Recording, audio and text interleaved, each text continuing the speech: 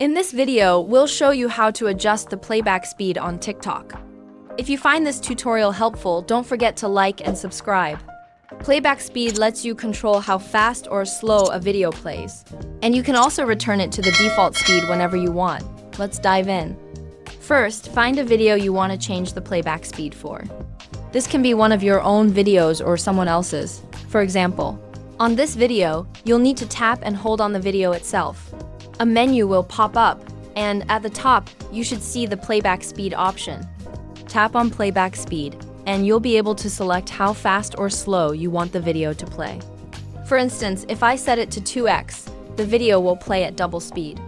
You can also slow it down by holding and scrolling back to playback speed and selecting a slower speed, such as 0.5x. It's all up to you. In this case, I'll return it to normal speed. And that's all there is to it. If this guide helped, please consider liking and subscribing. Thanks for watching, and I hope this helps you enjoy TikTok even more.